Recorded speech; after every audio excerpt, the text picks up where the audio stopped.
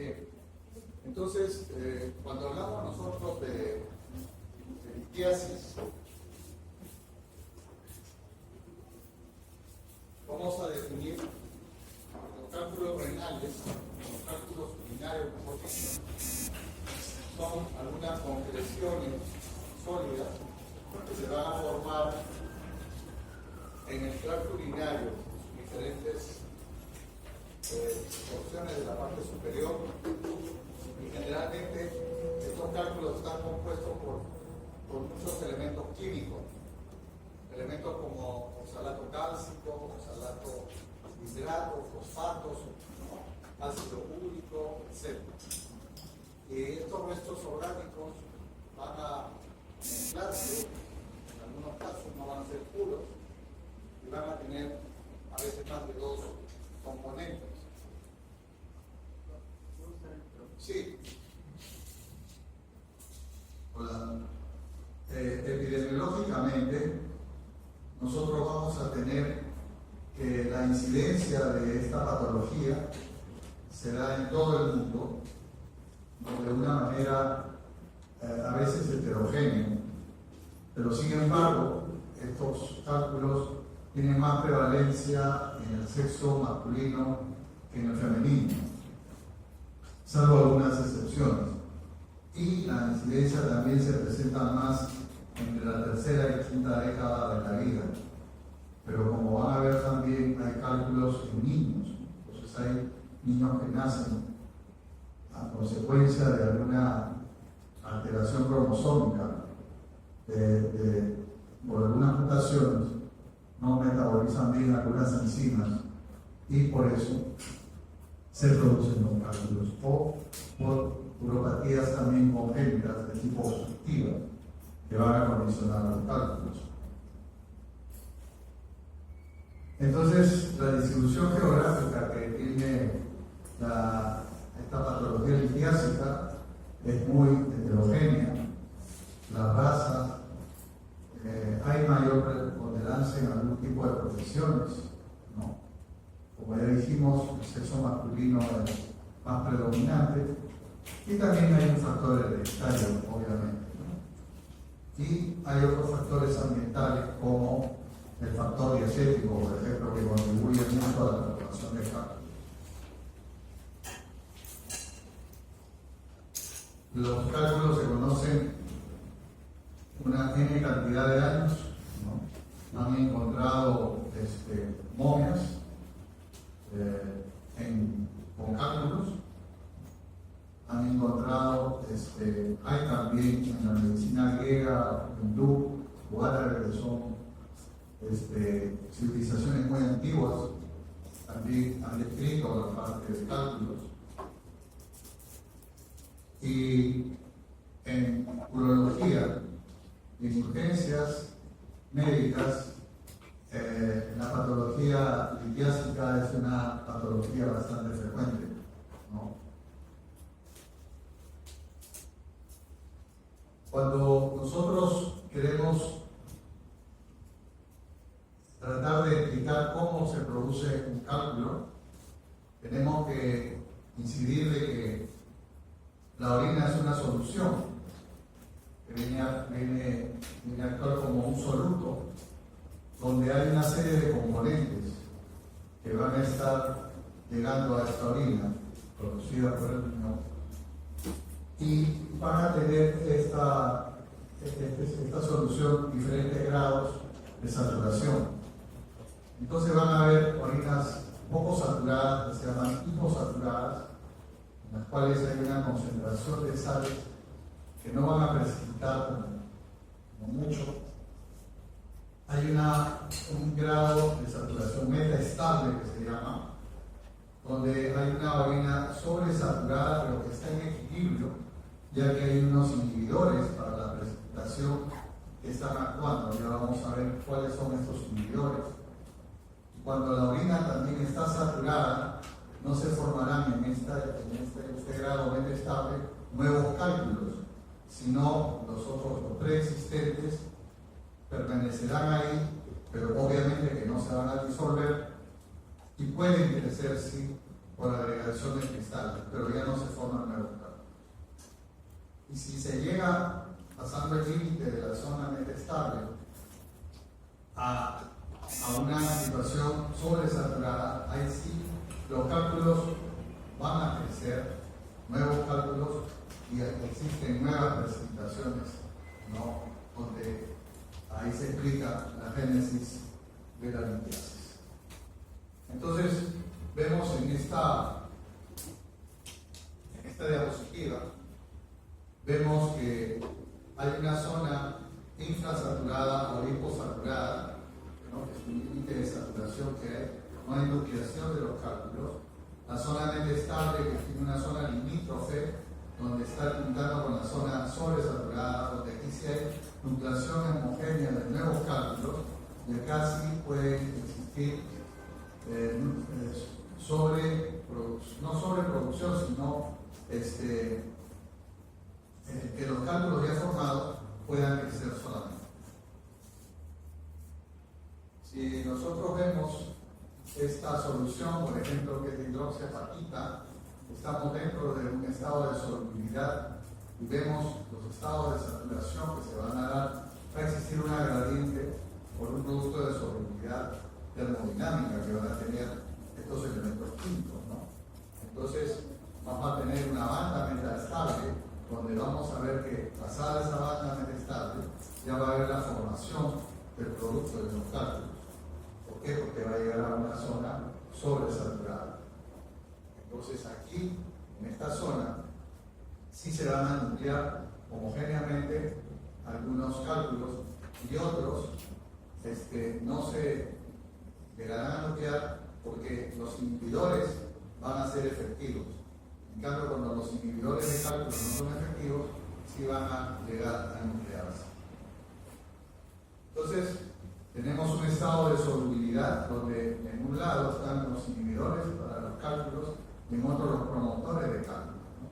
Como promotores de cálculos tenemos acuerdos extraños, variaciones que puede haber en el pH binario, pH en puntos ácidos o pH en puntos alcalinos, y el aumento de la concentración de un soluto, llámese soluto, calcio, fósforo, oxalato, magnesio, etcétera, etcétera. Y los factores inhibidores van a ser el citrato, el pirofosfato de magnesio, la proteína del Tamsforfa, que va a ser una proteína que va a favorecer a la formación también de cálculos, ¿no? Y la nefrocalcina, que también es una glicoproteína que va a favorecer eso. Entonces, mejor dicho, va a inhibir la formación de cálculos, porque son inhibidores. Entonces, cuando los promotores pesan más que los inhibidores, o sea, cuando no hay tanto de un inhibidor, se puede precipitar.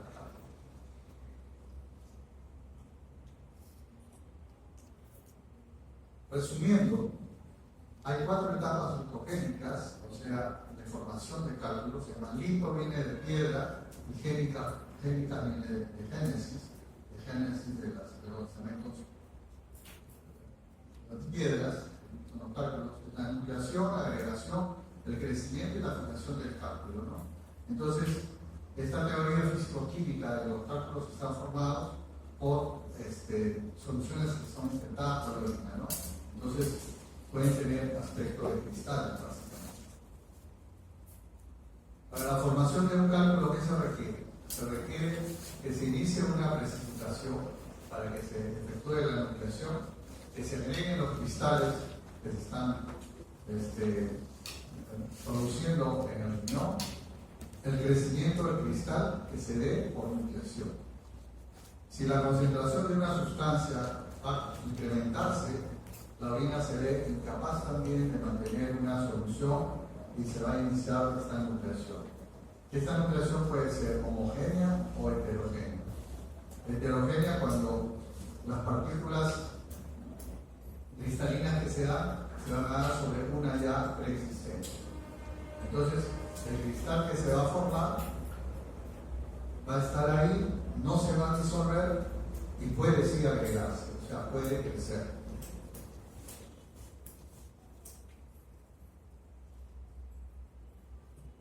Estas son las fases de la litogénesis, nucleación, crecimiento de los cristales y la agregación, por supuesto. Cuando hemos hablado de la solubilidad y la formación de los cálculos, hemos puesto mucho énfasis en los inhibidores de la formación. Existen, por lo menos hay los 4 inhibidores principales que hay en la orina. Están los cationes de magnesio, los aniones orgánicos del citrato, los aniones inorgánicos como el pirofosfato y macromoléculas que se van a dar, como les dije, la osteoporfina, que va a jugar un rol importante con la vitamina D, con la 1,25-hidroxivitamina D y las proteínas de transporte. Es una proteína fibrosa. Entonces, si nosotros tenemos un estado, por ejemplo, de hipocitraturia, ¿no? Es una alteración bioquímica cuando los pacientes tienen litiasis, por ejemplo, es un factor de riesgo. Entonces, el citrato va a inhibir la saturación de los oxalatos de calcio, va a inhibir la agregación de los oxalatos de calcio, va a inhibir el crecimiento de los cristales de oxalato y va a inhibir también la nucleación espontánea de oxalato de calcio. Entonces el citrato es un inhibidor muy importante, sobre todo en los cálculos calcio. Hay factores determinantes, sí, factores que son extrínsecos e intrínsecos que determinan el individuo.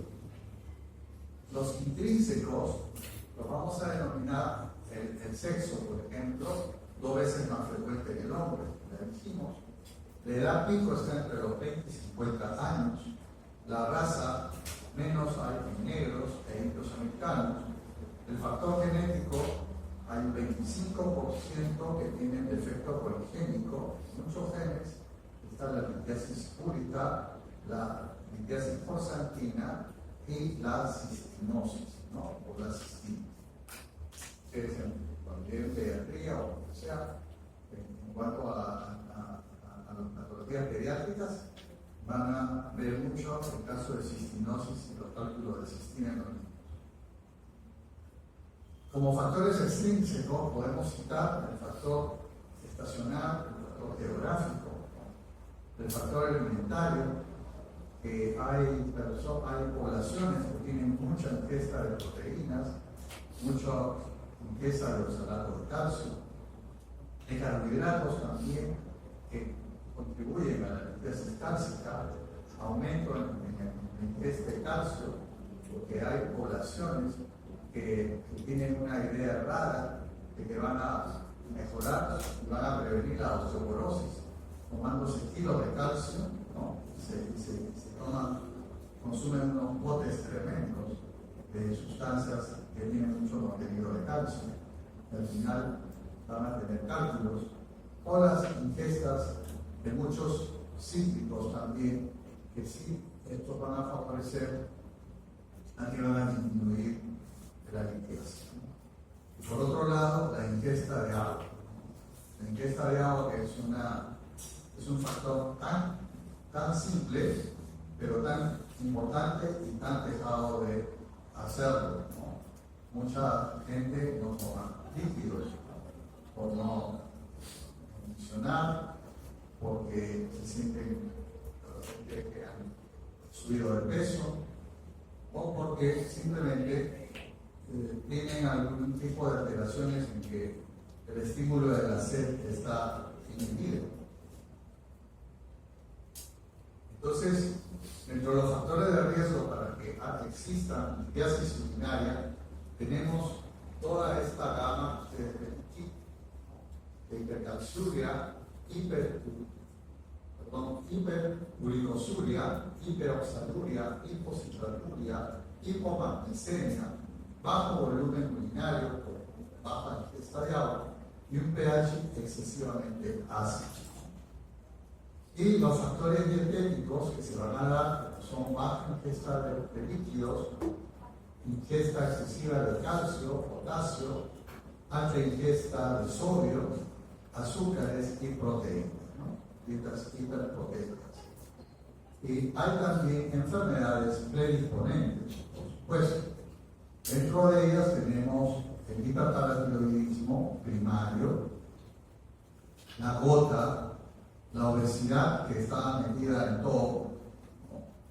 La diabetes mellitus, el riñón en esponja, las infecciones por gérmenes productores de uriasa también, ¿no? Entonces hay unas infecciones que son muy predisponentes a producir cálculos, sobre todo con los cálculos coronavirus. Entonces, estos factores anatómicos también predisponentes tenemos para la formación de cálculos que hay. Ustedes han llevado, no sé, creo que dentro del síndrome está los efectos congénitos renales, está el riñón en herradura, el riñón en esponja, la poliquistosis renal, sobre todo en el adulto, que es el autosómico dominante, la ectopia renal, la necrosis papilar o la papilitis necrotizante, que se da mayormente en los pacientes diabéticos, la tuberculosis renal, que no solamente la tuberculosis da formación de elementos cálcicos, pero se traduce como un cuadro de nefrocalcinosis, ¿no? Las pielonefritis crónicas y los pacientes que están inmovilizados del decúbito muy largamente, con periodos muy largos. Y por otro lado, los factores también de éxtasis, tenemos los quistes calciales, la estenosis ureteropiénica, que dan ectasia urinaria y producen cálculos, ¿no? Y en la parte ureteral están el uréter grande, dilatado, duplicidad del uréter, por ejemplo, el reflujo vésico ureteral, que se puede dar en niños sobre todo, ¿no? El ureterocele y la ureterohidronefrosis. Enfermedades que tienen riesgo de desarrollo litiásico, tenemos en primer lugar el síndrome de Leche-Alcali, en el cual las personas toman demasiados elementos con mucha alcalinidad y también toman demasiadas, para mejorar el calcio, cantidades de leche, ¿no? Entonces es una patología que se ve con algo de frecuencia. Una patología crónica de la pneumatosa, tenemos la sarcoidosis, tenemos la enfermedad de Crohn, que es una enfermedad autoinmune, ¿no? Que se trata de la enfermedad del intestino intestinal inflamatoria, el cortocircuito yeyuno-ileal o intestomía. ¿Por qué? Porque esto nos va a dar alteraciones en la absorción del calcio y va a haber tendencia a que haya mayor cantidad de calcio. La inmovilización prolongada que dijimos, el abuso de laxantes también. Hay personas que sufren de situaciones de salud mental, sobre todo personas que sufren de anorexia, de bulimia, que para mantenerse con baja de peso toman una cantidad excesiva de laxantes que contienen contenido de calcio. La enfermedad por ácido úrico que se llama gota, las enfermedades mieloproliferativas, ¿no? Tenemos el mieloma múltiple, la quimioterapia contribuye a esto, las infecciones urinarias, sobre todo las que son infecciones que tienen bacterias productoras del desdoblamiento de la ureasa, y la vejiga neurogénica por alguna alteración. Entonces, los medicamentos también contribuyen a la formación de calcio. Entonces, hay gente que toma mucho carbonato de calcio para quedar, por ejemplo, el fósforo, cuando hay un estado de hiperfosfatemia. Mucha cantidad de vitamina C, vitamina D, también. Pacientes que tienen alguna enfermedad que tienen que ser sometidos a corticoterapia permanente, y hay otros que usan también diuréticos. Y en esto de los diuréticos hay personas que sin necesidad de usarla usan también para bajar de peso, ¿no? Entonces se producen grandes poliurias. Los cálculos de fosfato están la acetazolamida, el topiramato, que son, el topiramato también sirve para inhibir el exceso de comida. Hay gente que se automedica,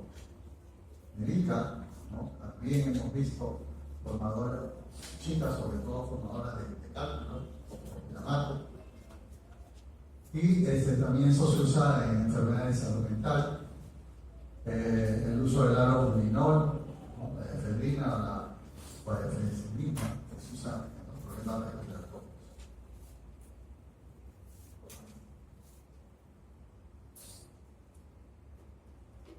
Y acá ustedes ven una lista tremenda de pacientes que tienen alto riesgo para la formación de cálculos.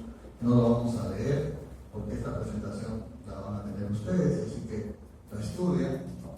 Entonces, están casi todas estas, ¿no? Tenemos enfermedades de los túbulis, como son Fanconi, está ligado al cromosoma X, tenemos el Barter, por ejemplo, que cursa con hipopotasemia y alcalosis metabólica, que son síndromes parecidos a la acidosis tubular renal, ¿no? Nefropatías hiperglicémicas, ¿no? Y hay otras patologías que son muy comunes y raras otras, ¿no?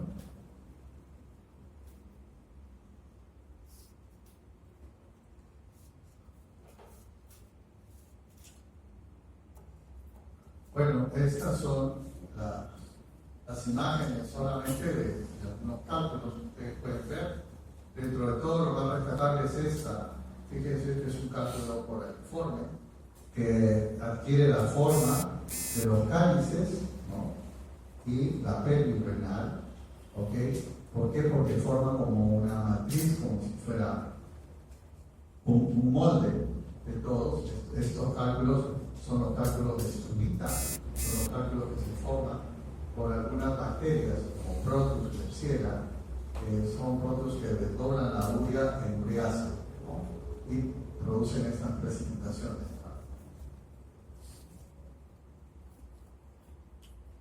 Entonces, tenemos dentro de las causas de nefrolitiasis, las que tienen mayor preponderancia son las de oxalato de calcio, ¿no? Condicionadas por hipercalciuria idiopática, hipercalciuria asociada a hipercalcemia, hiperparatiroidismo primario, hiposcitraturia, hiperoxaluria e hiperuricosurias. Fosfatos de calcio son en menos cantidad. Está la acidosis tubular renal, la ingesta de alcalinos absorbibles y el hiperparatiroidismo. Por ácido úrico está la gota en primera instancia, están algunas hemopatías que pueden haber, enfermedades digestivas, algunos fármacos que se utilizan y cuando se tiene el pH urinario muy bajo. Y los fosfatos de doble de amonio y magnesio por infecciones urinarias por gérmenes ureasa positivos. Y por último, los cálculos de cistina cuando se tiene cistinuria, sobre todo en los niños, ¿no?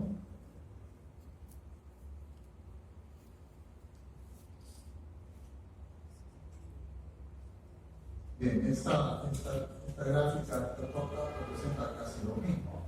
Pasamos, solo para ir variando la presentación, no se los damos monótona, solamente ver las diferentes formas de cálculo que existen, como son los cálculos de ácido úrico, como son los cálculos de amonio magnésico, son cálculos estipulados, son cálculos que tienen mucha dificultad para salir del tracto urinario.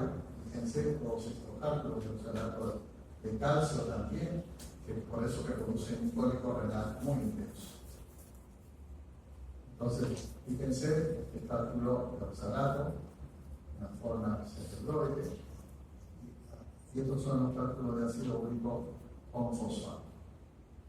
Si nosotros hablamos de litiasis cálcica, o sea, por el calcio, vamos a ver que el 80% de la litiasis se refiere a la litiasis cálcica, o sea, la más común, pero no hay litiasis cálcica pura, ¿sí?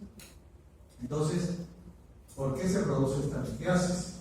Porque existe la sobresaturación urinaria de calcio, como ya dijimos en la mitogénesis, cómo actúa la sobresaturación cuando se pasa la barrera del límite metaestable.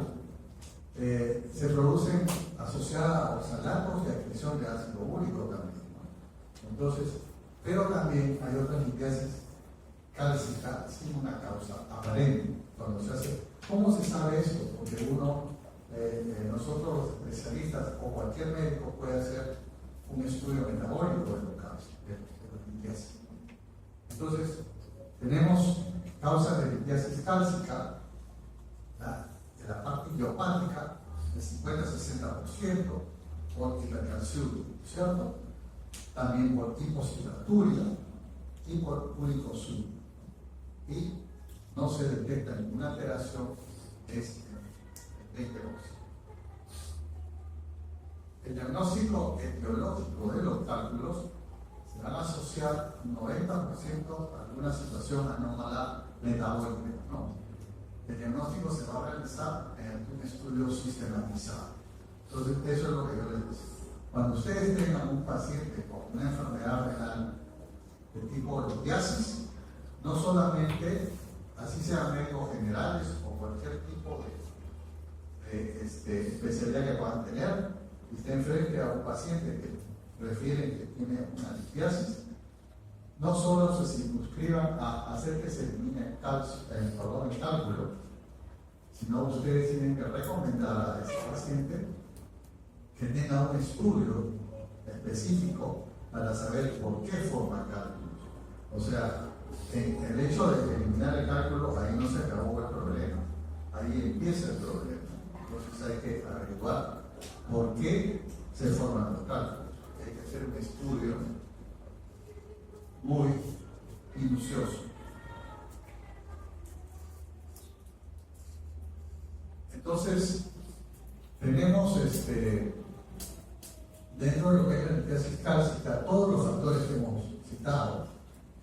No me canso en mencionarlo porque quiero machacarles un poco la idea de todos estos factores, que son la hipercalciuria, la hipocitraturia, los fármacos que ya hemos visto, las anomalías anatómicas que también hemos mencionado, la cirrosis tubular renal tipo 1, que es la de tipo distal, ¿no? La hiperuricosuria y la hiperoxaluria.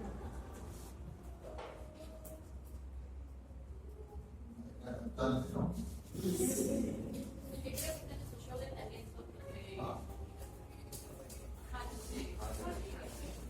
Ah, también enfermo.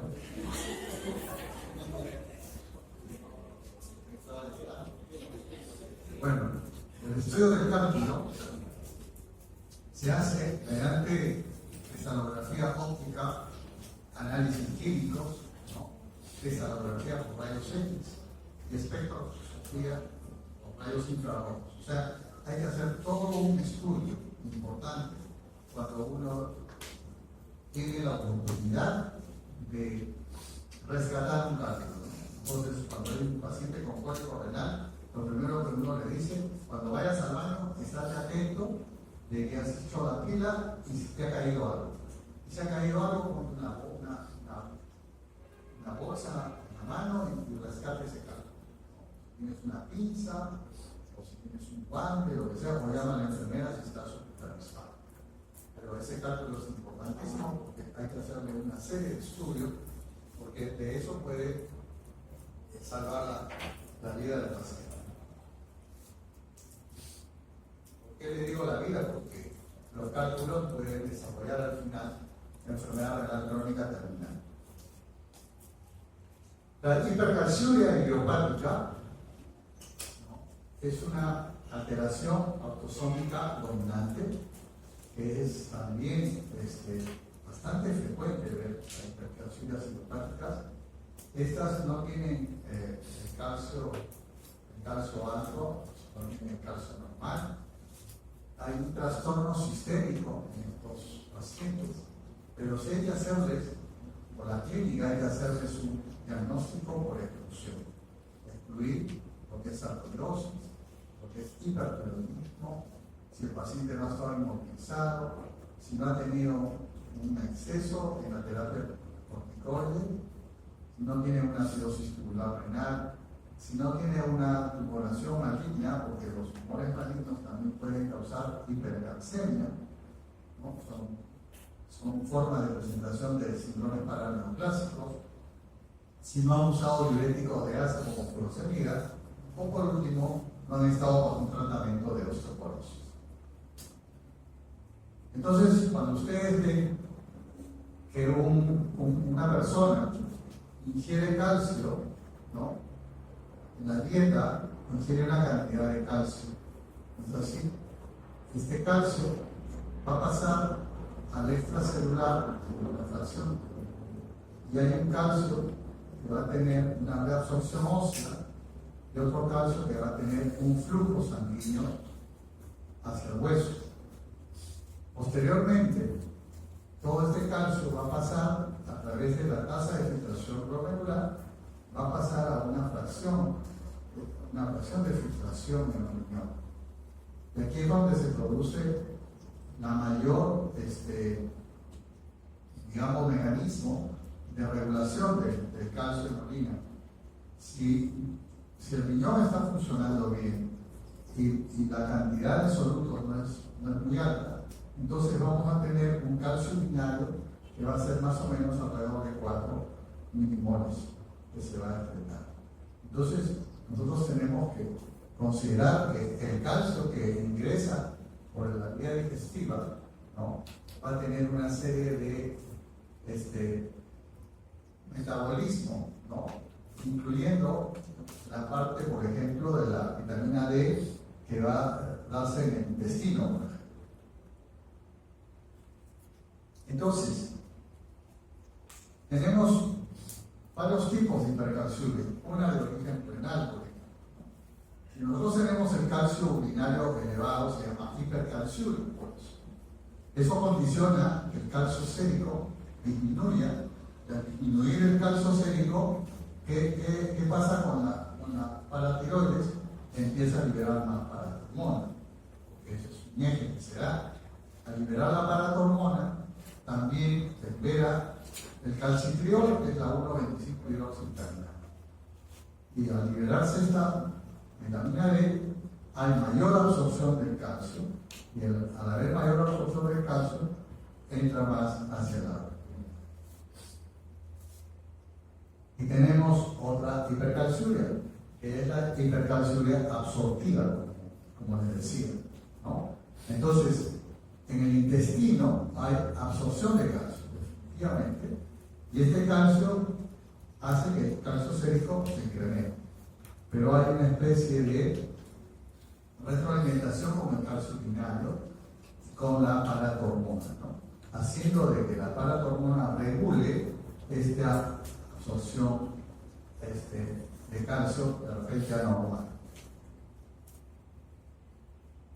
Y por último, ya no es la hipercalciuria reabsortiva, sino resortiva, ¿no? Esto se da en el hiperparatiroidismo primario.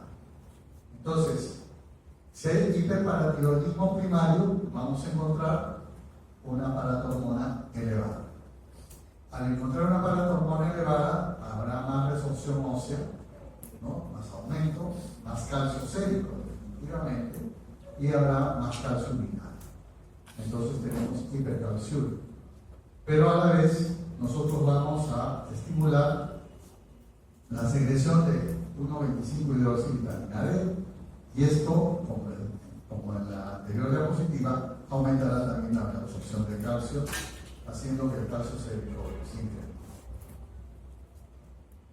Entonces, si nosotros definimos algunos estados de hipercalciuria o de sobreproducción de algunos elementos, diremos que la hipercalciuria, ¿no?, tiene criterios, ¿no? El criterio más común de hipercalciuria es mayor de 4 miligramos por kilo por día.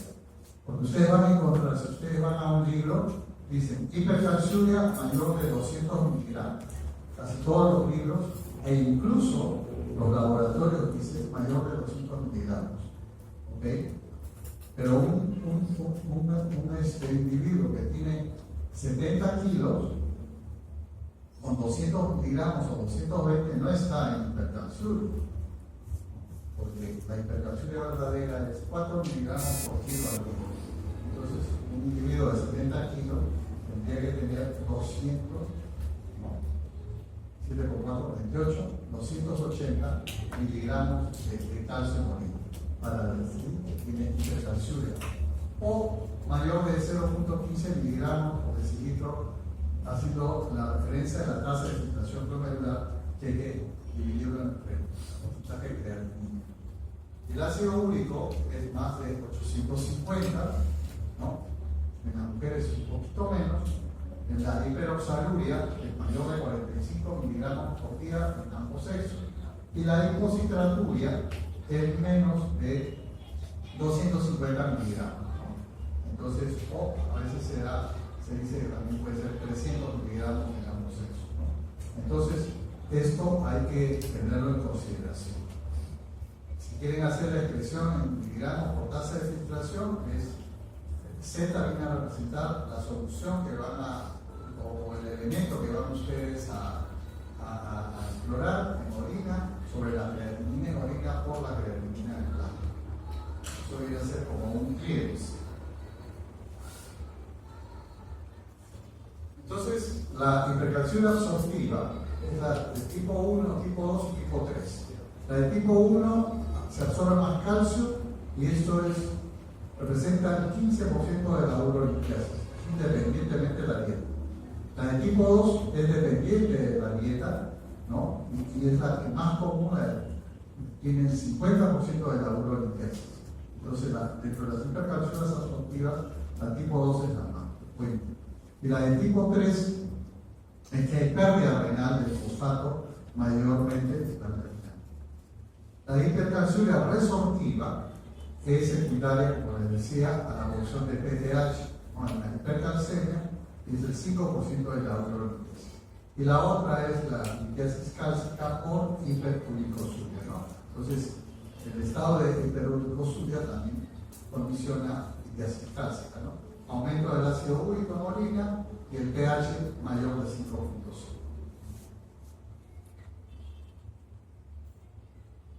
¿Cómo se trata una hipercalciuria? Se les da un antidiurético tiazida, porque estos diuréticos tiazida ayudan a mejorar la absorción del calcio en la orina. ¿No? Se da hidroclorotiazida, se da clortalidona, que es otro diurético, y se da indapamida. La clortalidona y la indapamida se usan también para mejorar la presión arterial. Sobre todo la indapamida, que se usa también para los pacientes que tienen insuficiencia cardíaca. Cuando hablamos de hiperoxaluria, hacemos ¿hasta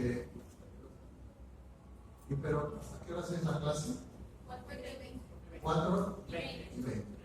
Entonces, la sobreproducción de oxalato, que se puede dar por trastornos hereditarios, ¿no? Por anestésicos como metoxiflurano, y cuando hay aumento de absorción intestinal. Lo más común, insuficiencia pancreática, ¿no? O pancreatitis también, o en la enfermedad celíaca o la enfermedad de Crohn, que son enfermedades inflamatorias intestinales. Está el Crohn y la colitis ulcerativa, ¿no? Resección intestinal o el bypass por obesidad. Estas son las comidas ricas en oxalato, como ustedes ven, cuando el paciente ya tiene un diagnóstico de cálculos renales y sobre todo que han tenido muchos problemas, verdaderamente es un suplicio porque después van a ser sometidos a una orientación por la nutricionista y la nutricionista les va a prohibir muchísimas cosas que son agradables y que son de uso común. Entonces, fíjense, les van a decir, si yo pido y tiene el oxalato, es una de las cosas importantes, predominantes de su limpiasis, les tengo que decir que no coman remolachas, apios, puerros, todas las verduras de hojas verdes, como acelgas, espinacas y calabaza. Tampoco no consuman chocolate, té negro, las moras, los arándanos, la cáscara de naranja y la nuez, que son alimentos muy agradables y de uso común. Entonces, cuando voy a tratar la hiperoxaluria, porque se oxalato endógeno, tengo que primero hacer la restricción de oxalato dietética, ¿no? Con la nutricionista. Tengo que dar carbonato de calcio en dosis de 1 a 1.5 gramos al día. Las tabletas de carbonato vienen de 500 normalmente miligramos. Tratamiento específico de una enfermedad que me esté condicionando la hiperoxaluria. Una dieta baja en grasa y colesterolemia de 4 a 16 gramos al día y dar citrato de potasio o citrato de magnesio. Cuando hablamos ya del citrato, hablamos de hipocitratura como también factor predisponente, el citrato se une al calcio, disminuyendo su concentración y su sobresaturación, ¿no? Se unen los cristales de oxalato de calcio. El citrato va a prevenir el crecimiento y la agregación, ¿no? Es un gran inhibidor y aumentará la actividad inhibitoria para algunas macromoléculas. Entonces, nosotros podemos hacer todos estos diagnósticos de acidosis tubular, diarreas crónicas, hipopotasemias, ¿no? O si no, hayamos un resultado de idiopático. Entonces, es importante a estos pacientes hacerle una evaluación del estado ácido-base, ¿no? Para ver si hay acidosis o hay alcalosis, normalmente alcalosis, ¿no? Y hay que ver el resto de situaciones que se dan. Entonces, el tratamiento de la hipocitraturia, evaluar la causa subyacente, dar citrato de potasio, comercialmente eso se da como el nombre de Uroca, ¿sí? ¿No? Y ácido cítrico como jugo de limón, melón y nada. Cuando tenemos un exceso de ácido úrico, contribuirá esto a que haya cálculos cálcicos también, la hiperglicosuria. Facilita la cristalización y la agregación de los oxalato de calcio y hay que disminuir el consumo de purina. ¿Dónde está el consumo de purina? En todo lo que es las carnes rojas, sobre todo. Dar allopurinol de 100 a 300 miligramos al día dependiendo de la función renal.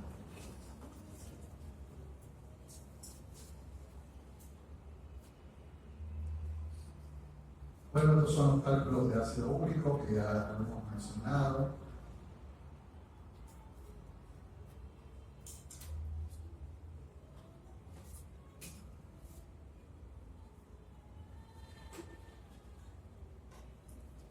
Las crisis de ácido úrico van a estar en relación al pH bajo, al volumen urinario, cuando hay ingesta inadecuada, a la ingesta de purinas y algunos medicamentos que nosotros vamos a consumir. Sobre todo los pacientes oncológicos por la quimioterapia hacen mucho estos cálculos, ¿no?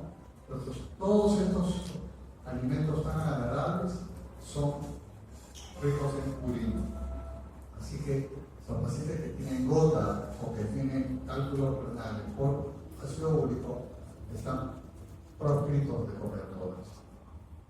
Entonces, las vísceras, los mariscos, el pescado como anchoas, sardinas, ¿no? El bacalao y algunos vegetales verdes como espárragos, champiñones, etc. Entonces, ¿cómo se trata? Con la dieta baja en purina, dando líquidos, alcalinizando orina, procurando que el pH esté entre 6 a 6.5, así de una quimiolipólisis con algún medicamento y darle allopurinol. Estos son los cálculos ya de Struika, o sea, los cálculos por el informe que vimos hace un rato. Esta es una radiografía de abdomen simple, este cálculo miren cómo se ve en la radiografía. Son cálculos radioopacos, son cálculos que se dan por el desdoblamiento de la ureasa, ¿no?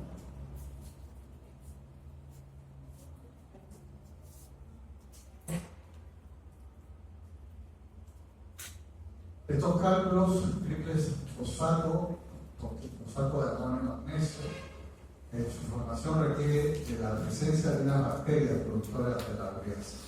Se forman con bastante rapidez, se alcanzan gran tamaño en corto tiempo. Hay pacientes que un año atrás no tenían cálculo crueliforme y al año ya vienen con toda esa formación lipídica, ¿no? Algunos pacientes tienen los cálculos tan grandes que no se pueden sacar que tienen que ser nefrectomizados. Eso sí es un problema, que se quedan sin. Las bacterias productoras de ureasa son todas esas que ustedes ven. Las más comunes del Proteus, ¿no? Pero también tenemos Klebsiella y Citrobacter. Estos cálculos de coraliformes se tratan quirúrgicamente, es el tratamiento de elección, se dan antibióticos, se da el ácido acetohidroxánico, que es un inhibidor de la ureasa, su nombre comercial es el Uronefrex, 250 3 veces al día, y también se puede usar la quimiolisis con la eniacilina, que es el renacilínico. Los cálculos de cistina, como les decía, es un defecto no congénito que tienen los niños. Es una alteración de tipo autosómico recesiva dominante o dominante con penetrancia incompleta. Se da un defecto del transporte tubular de 4 aminoácidos dibásicos. ¿Cuáles son esos 4 aminoácidos? Son la cistina, la ornitina, la lisina y la arginina. La cistina es muy insoluble y su límite de solubilidad está entre 200 a 300 miligramos.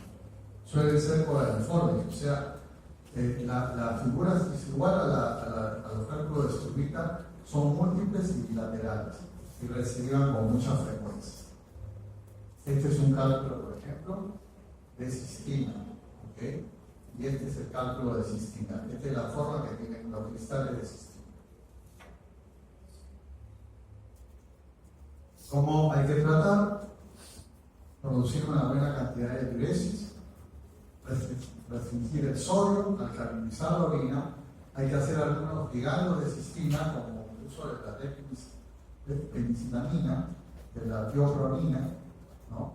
Y el captopril también ha servido como un ligando de cistina. Esta es la tiopronina que se da a estos pacientes. Los cálculos pueden estar localizados en todos sitios, ¿no? En los cálices, en la pelvis, cistiérica, en litiasis del cuello del cáliz, la litiasis coraliforme que adquieren esta forma, en la unión pelo-ureteral, ¿no? en la región ureteral, en la región distal del uréter y en la vejiga o también en la próstata. Entonces tenemos cálculos en todos sitios. Esta es la organización de la litiasis, ¿no? Ustedes ven, de la parte pélvica, esta es la parte del uréter, que hace una obstrucción, esta es la parte del trígono vesical, que es un cálculo de vejiga, ¿no? Y vamos a hablar también de la nefrocarcinosis, como les decía, que la tuberculosis también nos puede dar cálculos, pero no solamente la tuberculosis, sino también hay otras enfermedades, ¿no? Entonces, en la nefrocarcinosis es un contenido de calcio que se aumenta dentro del riñón, ¿no? Hay nefrocarcinosis medular y cortical. La medular está en la zona de las pirámides, son laterales y relativamente simétricas. La cortical es el resultado de la calcificación distrófica. Entonces, las causas de nefrocarcinosis son todas estas, son muchísimas causas que tienen que estudiarlas ahora. Y en lugar de formación de los cálculos, las calcificaciones se depositan en la médula, ¿no? Entonces, en el riñón en esponja, en la acidosis tubular renal, hay muchos de estos casos, ¿no? La nefrocarcinosis cortical destruye el parénquima en lugar de la precipitación, ¿no? A veces hay hasta en los trasplantados renales, por ejemplo, ¿no?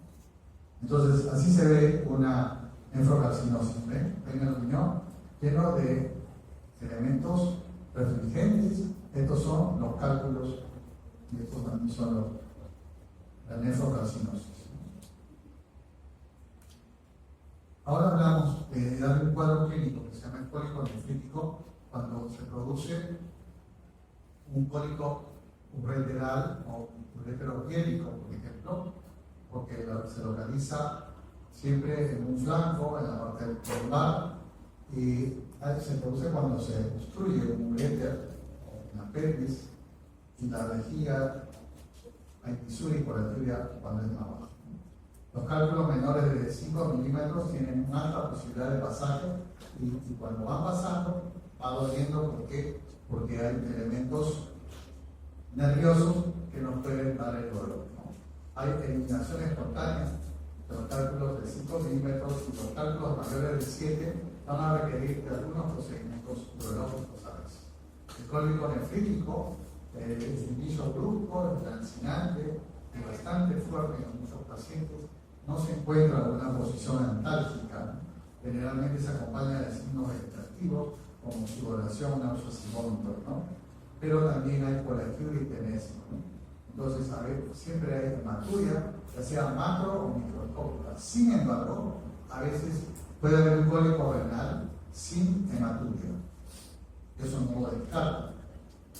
El diagnóstico diferencial hay que hacerlo con problemas de pielonefritis, con apendicitis, con embarazos ectópicos, con quiste de ovario, con disección aórtica, con algunas neoplasias o con algún lumbado o una lumbocierta. Estos son la inervación que se tiene para producir el dolor renal, ¿no? Solamente la inervación esplánica, las que predominan acá, y estos son los diferentes puntos del en el cual el dolor se produce. Entonces, hay que hacer el diagnóstico cuando uno tiene cólico renal. Se hace una radiografía de abdomen simple. Básicamente, sirve muy poco. Los únicos cálculos que se ven son los radioopacos, ¿no? Los de calcio, los oxalatos, en fin. Y otros radioopacos, los radiolúcidos, no se ven casi nunca, como son el ácido úrico o la santina. Claro que es el procedimiento más económico, ¿no? Así se ve una radiografía simple con un cálculo acá. O si tenemos un cálculo por el informe, también podemos evaluar eso. Pero el procedimiento más usado es la ecografía, ¿no? Eso va a depender también del operador. Si tenemos un mal operador que no sabe ver bien la ecografía, nos va a mandar el desvío.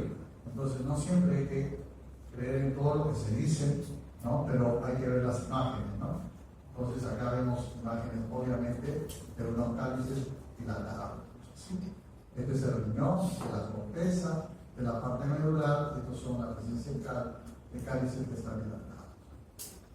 Igualmente vemos acá, ¿no? Entonces acá hay una hidronefrosis, ¿ok? Con la presencia del ureter que está aumentado. Si nosotros tenemos, hay también otro procedimiento que se llama la urografía excretora. Hay limitantes porque hay que usar el contraste. Esto puede producir alergia. Cuando está la creatinina más de 2, es preferible no usar. O si el paciente tiene mieloma o está deshidratado, tampoco no usar este método diagnóstico, ¿no? La tomografía nos puede dar buena resolución para los cálculos, se llama la urotomografía, que puede ser con contraste o sin contraste. Normalmente se usa sin contraste. Hay que siempre tomar la creatinina. Una creatinina mayor de 1.5 o mayor de 2 puede tener un riesgo de tener una nefropatía por contraste del paciente. Entonces a veces hay que dar algún tratamiento preventivo o tratar de que la creatinina baje. Como ustedes ven,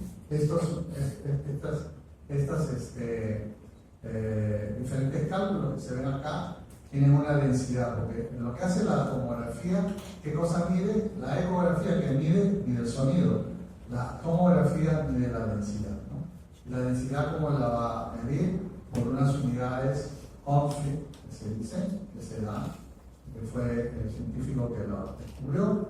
Entonces, el monohidrato cálcico, por ejemplo, va a tener mucho más unidades que el fosfato cálcico, y por supuesto, miren, los cálculos de ácido úrico son radiolúcidos, no son tan hipotéticos y tampoco no tienen tanta densidad. ¿Es así? Entonces, el urotén, van a ver ustedes, es un urotén con contraste, porque ven ustedes la sustancia de contraste cómo discurre por este riñón izquierdo, y miren, el riñón derecho está prácticamente infuncional. Y acá tenemos un cálculo en la pelvis, ¿no? Con una hidronefrosis, el riñón está más grande. Esta es una tomografía sin contraste, ¿no? Solamente que esto se ve blanco porque el cálculo tiene más densidad y nos da esa imagen, ¿no? Este es el riñón izquierdo y este es el riñón derecho, ¿no? Entonces, fíjense, este riñón está mucho más dilatado, y esto que ven con menos densidad acá, no lo ven tan blanquito, eso es líquido. Es porque este cálculo está haciendo una obstrucción retroquímica. Igualmente acá. Entonces, el urotén con contraste hay que usarlo también en casos de hidronefrosis, y tiene una sensibilidad hasta del 96%, y una especificidad de 100 cuando se haya dado. Hay que hacer muchos análisis de laboratorio, ¿no? Como ya hemos dicho. Hay que hacer frente a una tesis cálcica, orina de 24 horas, volumen cal, todos estos en orina de 24 horas, 2 mediciones para hormonas y objetivo. Hacer siempre una buena historia clínica, indagar por medicación que puede provocar cálculos, ¿no? Y los exámenes auxiliares que hay que pedir también se pueden hacer. Siempre no olvidarse los valores de calcio que hay en orina, ¿no? El ácido úrico, citratos, ya lo hemos dicho. Estos son los valores óptimos que hay y que tenemos que siempre tenerlos una tablita en nuestro móvil, en fin, hay que ver para acordarnos bien. El tratamiento urgente de cólico renal se pone una vía periférica, se hidrata un poco al paciente, se dan analgésicos, espasmolíticos, a veces hasta morfina, se dan antieméticos, antibióticos si es que hay algún estigma de infección urinaria, y se hace una derivación transitoria si es que el cólico no pasa, poner esto un catéter doble J, ¿no? Entonces eso es importante, ¿no? Es un catéter de doble J que va desde el riñón hasta la vejiga, ¿okay? Es un cateterismo bilateral. Entonces, en el cólico renal se dan antiinflamatorios por vía intravenosa, no se dan antiespasmódicos, en muchos casos. El dolor es incoercible, sí. ¿Se debe dar líquidos? No, porque cuanto más líquido le des en ese momento, va a producir más orina y la orina va a tender a salir, y como hay una obstrucción, hay mucho más resistencia y mucho más dolor. Eso afectaría al paciente y hay que incluso dar opiáceos, ¿no? Entonces, hay pasajes espontáneos de la litiasis. Hay que esperar que la litiasis salga espontáneamente, y hay otras que no van a salir espontáneamente. Cuando son cálculos pequeños, menos de 5 milímetros, el 90% de estos cálculos van a salir, con dolor, pero van a salir, ¿no? Cuando están entre 6 y 7 milímetros, hay la mitad que puede salir espontáneamente y la otra no. Cuando es mayor de 7, es casi imposible, pero siempre hay un 20% que puede salir. Cuando es mayor de 10 milímetros, ya nosotros tenemos que el paciente requiere de un procedimiento invasivo o no invasivo o una cirugía, ¿no? Entonces hay que intervenir en cálculos mayores de 7 milímetros cuando no progresa. Entonces esto es la media de los cálculos que van a pasar espontáneamente y los que van a requerir intervención. Entonces hay muchos que han dicho hay que hidratar, hay que dar AINES, hay que hacer ejercicios, hay que tomar algunos vegetales, citratos, en fin, pero estos tratamientos no son verdaderamente comprobados. pero sí se puede dar bloqueadores beta-adrenérgicos. Por ejemplo, la tamsulosina es lo que se usa, por ejemplo, para los que tienen hiperplasia prostática. ¿No es así? ¿Cuándo se da estos beta-bloqueadores adrenérgicos? Cuando el cálculo está abajo, cuando es distal. Cuando el cálculo está arriba, no tiene ningún tipo de acción. ¿Okay? Citrato de potasio se tiene que dar también a los pacientes, sobre todo la litiasis cálcica, sobre todo los que tienen hipocitraturia, para conseguir excreciones muy importantes. Diuréticos tiacídicos, como la hidrocloro, la diptamida o la clortalidona, se da en la litiasis cálcica, como hemos visto anteriormente, el allopurinol en los pacientes con cálculos de ácido úrico. En los cálculos de estrulita se produce una orina alcalina, y lo más frecuente en esto es hacer una ureteroscopía, una nefrolectomía o hacer una cirugía, que es lo más común. Entonces, el tratamiento invasivo que podemos tener nosotros hay que tener indicaciones, ¿no? Las litiasis mayores de 10 milímetros, cuando la litiasis está en el uretero distal y no sale, no pasa después de 4 a 6 semanas, ¿no? Y que no ha producido antihironefrosis. Cuando hay una litiasis sintomática, sin otra causa que lo justifique, en las pacientes que están embarazadas no hay que permitir que el cálculo esté mucho más tiempo. Obstrucción persistente, infecciones repetidas también, y hay que actuar. Entonces, ¿qué se utiliza? En los procedimientos como la litotricia corpórea por hormonas de choque, ¿no? Entonces, esta litotricia, ¿qué cosa hace? Bueno, primero que es un procedimiento que se usa ambulatoriamente, el paciente no requiere estar hospitalizado. Lo que hace la litotricia, la sonda de choque, fragmenta el cálculo, fragmenta el cálculo, y ya el cálculo destruido, ¿no? Machacado, ya sale, discurre más fácilmente. Pueden haber complicaciones, ¿sabes? Entonces, estas ondas de choque son ondas supersónicas, ¿no? Hay dos tipos de ondas, ¿no? La de amplitud fina y la supersónica, ¿no?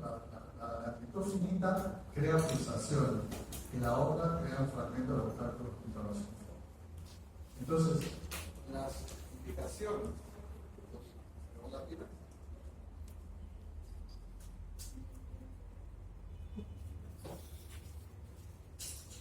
pila, las indicaciones de litotricia corpórea, por ejemplo, son cuando tenemos un cálculo en la pelvis, ¿no? Es una indicación prioritaria de litotricia corpórea.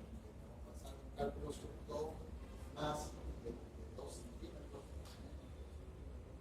No podemos tener.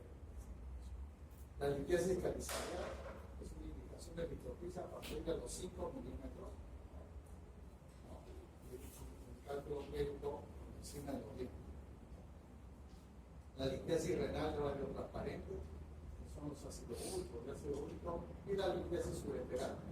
No se debe hacer litotricia extracorpórea cuando el cálculo está muy abajo. ¿Por qué? Porque va a haber interrupción de algunos elementos anatómicos, por ejemplo, el sacro, ¿no? Entonces ahí puede causar problemas. Entonces, no es lo más recomendable. La litotricia extracorpórea puede afectar gravemente el parénquima renal, independientemente del tamaño del cálculo, cuando la litotricia no se ha hecho bien o cuando se producen infecciones, cuando se nefritis y la pielonefrosis. Puede haber alteraciones de las vías urinarias también, cuando el proceso expulsivo de los fragmentos no existe un estado adecuado de la vía urinaria, ¿no? O a veces puede haber una estenosis congénita que compromete el buen resultado de la litotricia. Entonces, a veces hay estenosis del osteo, pelo ureteral, cuando hay riñón en herradura, definitivamente es un gran riesgo, o cuando hay ectopia renal o riñón trasplantado.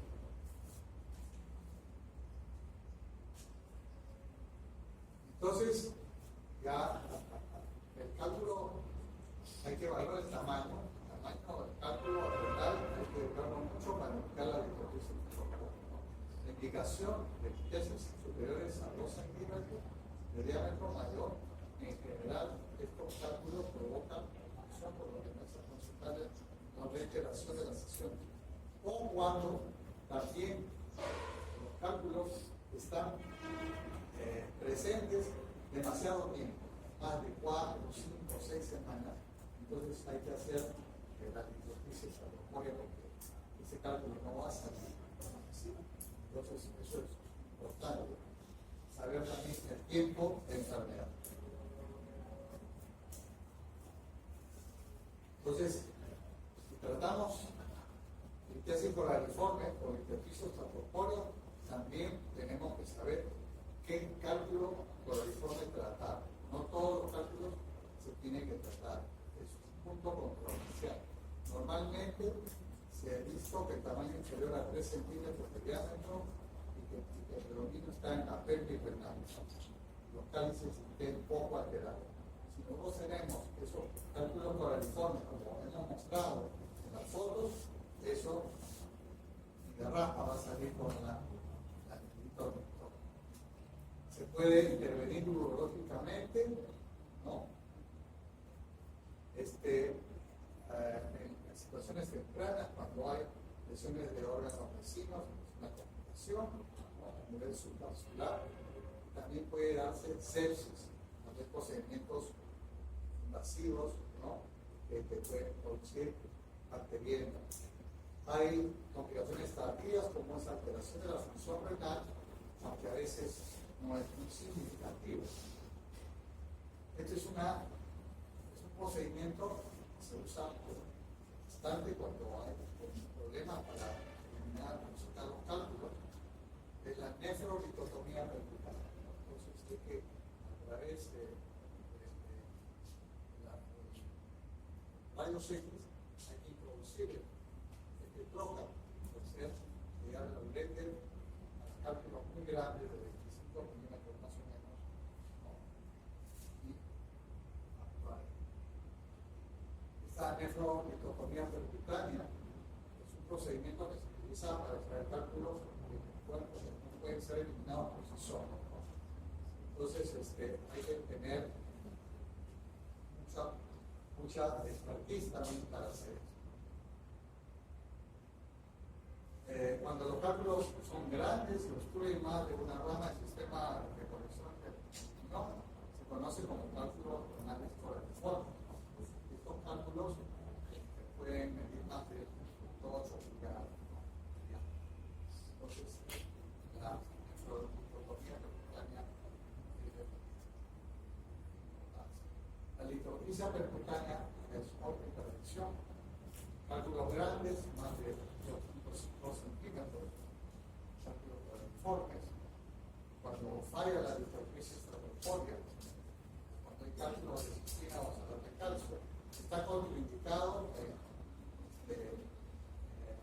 litrotripsia corpórea cuando la corteza de litiasis. Cuando hay una obesidad móvil, porque hay muchos problemas de tratamiento secundario. Entonces, esta es la nefrolitotomía. Se mete un troca, no, y se va directamente hacia los cálculos.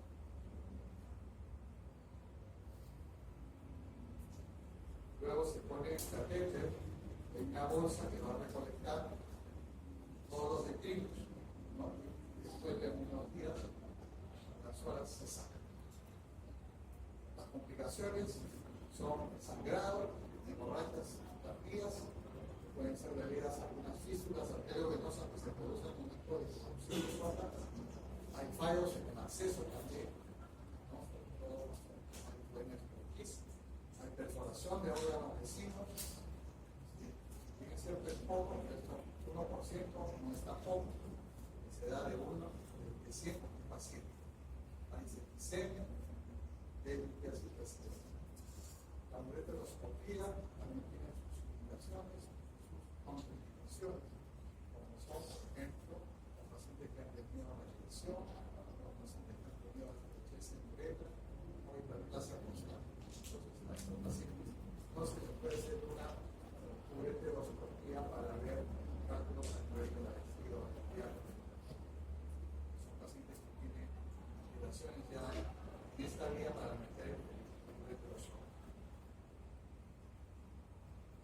veces hay que hacer uso de la cirugía abierta, cuando uno tiene enfermedades serias, hacer una directamente a la lesión. Normalmente ahora se hacen todas las intervenciones por vía laparoscópica. Entonces, como conclusión, es una enfermedad crónica resultante de la litiasis. Hay que ver si el pH está alto, el cálculo de subidas es fosfato, con pH bajo están los de ácido úrico fosfato. La calcemia límite está alta, a veces de lo normal, se repara por hormona, y hay que tomar medidas generales antes de que los fármacos. Hay que evaluar bien la temperatura cuando hay hipoglucemia, el pH es el principal determinante de la sobresaturación del ácido úrico. Hay que tener sospecha de cálculo de estribita cuando hay bacterias productoras de ureasa, gran cálculo, y sospecha de cistina con carácter filial o genético, una manifestación temprana de los cristales hexagonales que ocurren. Eso es lo primero. Tenemos todavía unos minutos, vamos a repasar rápidamente lo de perspectiva, que viene a ser la presencia de un obstáculo mecánico o funcional al flujo de la orina en alguna parte del plano urinal. Hay nefropatía obstructiva, sí, como consecuencia de esta obstrucción. Hay hidronefrosis, que viene a ser la dilatación de la pelvis y los cálices renales como resultado de la obstrucción. Entonces, según la presentación clínica, puede ser una nefropatía aguda o nefropatía obstructiva crónica. Según el grado de obstrucción, puede ser completa o incompleta. Según la localización, puede ser intravesical, o sea, bajo la vejiga, o supravesical, por encima de la vejiga, puede ser uni o bilateral. Hay variedad de lesiones. En la infancia tenemos todas las, ¿cómo se llama? Los defectos congénitos, ¿no? Entonces tenemos las enfermedades constitutivas, neurogénicas, las válvulas urogénicas. En la mujer tenemos embarazo, la litiasis, el cólera ginecológico, la hipertrofia y el cáncer de próstata, la vejiga neurogénica. En el tracto urinario tenemos un sistema muscular también con las fibras musculares lisas que contraen, ¿no?, la parte rítmica del tracto. De hecho, se van a producir algunas alteraciones en las presiones hidráulicas por la orina y van a producir alteraciones en el movimiento. Eso es lo que va a producir al final la obstrucción urinaria o la uropatía obstructiva. En los cálices vamos a tener presiones también bajas, no, la mente va a estar preservada siempre de estas altas presiones. En la unión hidroureteral vamos a tener un reflujo de orina hacia la pelvis. ¿Por qué? Porque esta parte se va a comportar como si fuera un esfínter, una boca. En el uréter, en la unión, todo lo que se cae en la vejiga, siempre acá habrá los impulsos peristálticos que estarán disminuidos. Entonces hay tres fases de obstrucción aguda. La primera fase que dura unos 90 minutos, hay un aumento de ese flujo sanguíneo renal donde hay una vasodilatación preglomerular que aumenta la presión ureteral a 50-70 milímetros de mercurio. Esta es la primera fase. Por eso que hay que tener muy en consideración que eso nos puede llevar a qué? A la insuficiencia renal. La segunda fase, que dura hasta 5 horas, el flujo sanguíneo renal va a disminuir, va a haber una vasoconstricción preglomerular. Entonces, al haber la vasoconstricción por la vitamina 2, vamos a tener una disminución de la tasa de filtración glomerular y vamos a iniciar un poco de aumento de los ASOA. En la tercera fase, hay una disminución diafragmática del flujo sanguíneo renal, la presión ureteral también disminuye, hay una vasoconstricción preglomerular que se vio desde la segunda, con dilatación, con la disminución de la presión intraarterial que ya se manifiesta como hidronefrosis en algunos casos. Entonces hay retorno fisiológico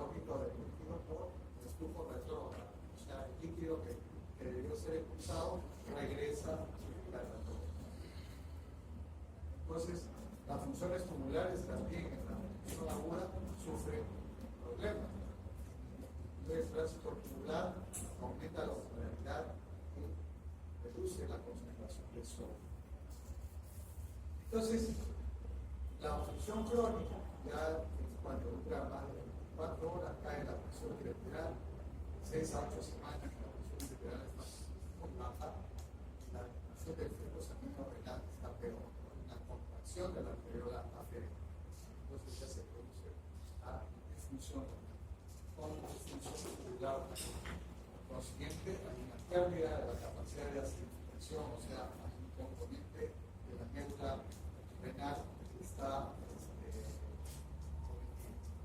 Entonces, hay un flujo sanguíneo renal que está bajo, una disminución de la capacidad de la concentración urinaria dada por la parte medular y la disminución de la depuración de los iones hidráulicos. Entonces, ahí tenemos un problema realmente complejo. Hay un periodo también post-obstructivo, que nosotros hacemos que se desobstruya. Entonces ahí habrá una naturaleza, después de una obstrucción tiene una poliuria. De la poliuria es una naturaleza. Al defecto de concentración sale una orina muy diluida y una diuresis osmótica que puede comprometer al paciente, entonces hay que reponer el volumen al paciente porque hay una poliuria osmótica. Hay cambios en la anatomía patológica o macroscópica, y esto es lo que nosotros vemos en las uropatías obstructivas cuando ya no se ha podido hacer nada. Este es un ureter con una gran hipertrofia donde no ha sido ya comprometido. Entonces, las uropatías obstructivas supravegetales se llaman así, las intravegetales también. La crisis renal-ureteral es la crisis que hemos estado viendo nosotros, que viene a ser el cólico renal.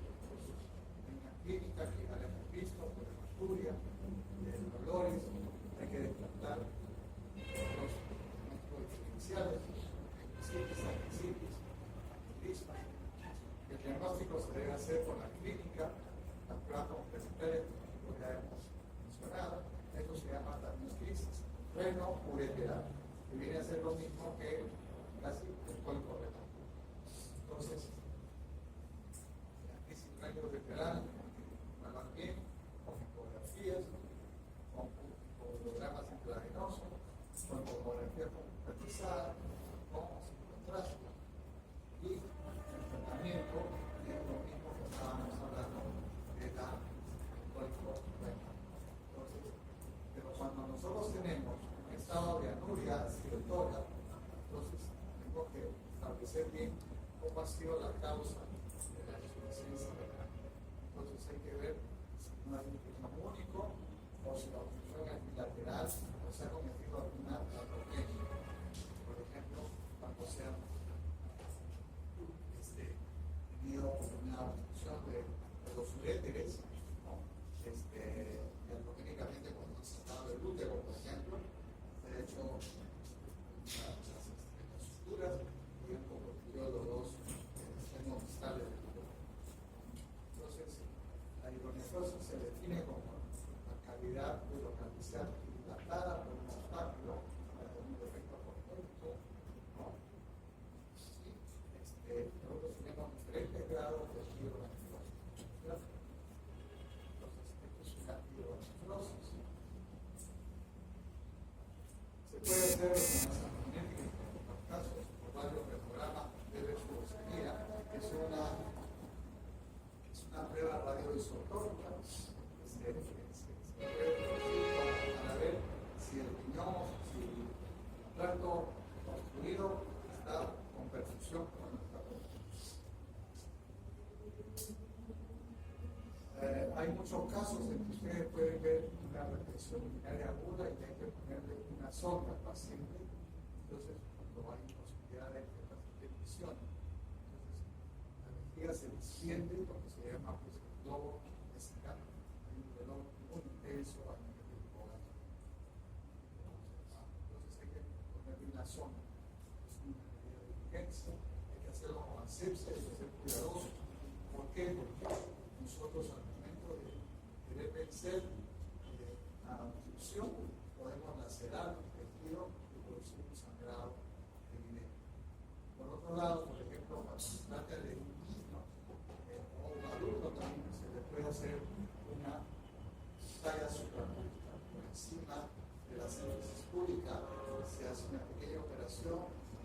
presión, por ahí se coloca una sonda mucho más. Eso se llama talla suprarrenal. Una retención crónica se va a hacer con sondaje o talla suprapúbica para dejar una sonda mucho más tiempo. Se va a tratar la insuficiencia renal y el